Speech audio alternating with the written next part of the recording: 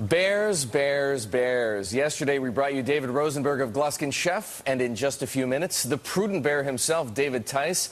Right now, another contrarian, Gary Shilling, president of A, Gary Shilling and Company.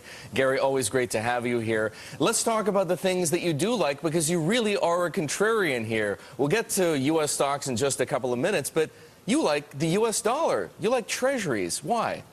Well, the dollar is a safe haven, and I think there's enough problems in the world yet that we're going to see another run for the dollar. That's what drove it last year.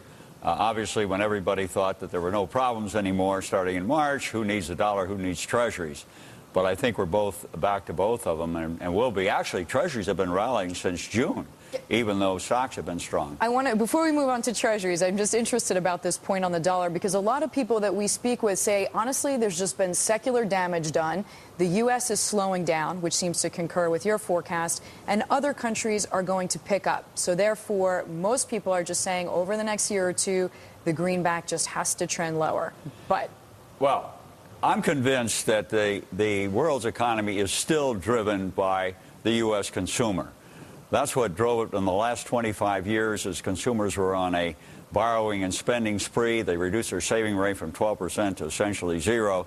Now they're moving the other way. They're no longer the buyer of first and last resort for the world's excess goods and services. And I think that really means the rest of the world is going to be a lot slower than many people expect.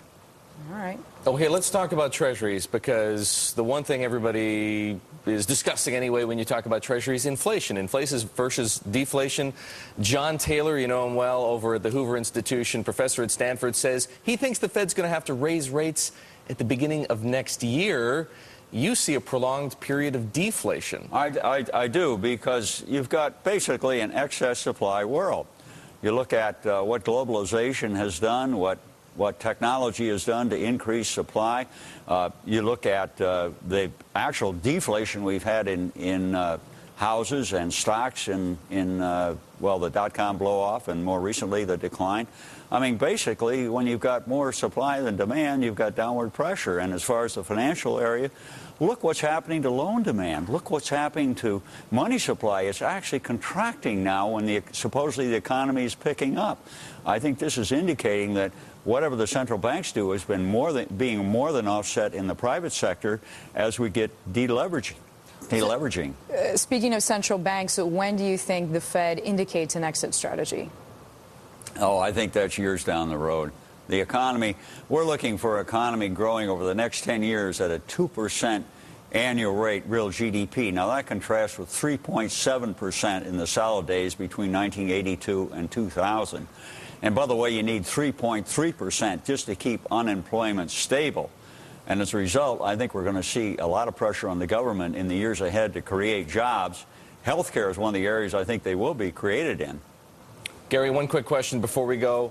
The Dow Jones Industrials at 97.78. Stocks look like they're going to rise again this morning. I know you're not going to be a market timer, but do you think the stock market is getting way too overvalued? People need to think about getting out of stocks right now. Yeah, absolutely. The third quarter will probably be up with an inventory swing, but the fourth quarter, I think, will go negative again with consumers still retrenched. That'll be a big disappointment to people. Think we've seen a V bottom. It's really a sawtooth pattern along a declining trend. 8 of the 11 post-war recessions so far have seen at least one up quarter in real GDP. This is no exception. I don't think this recession will be over until first half of next year. Wow. Gary, thank you very much. That is Gary Shilling. Paul Krugman says the recession is over. Gary disagrees.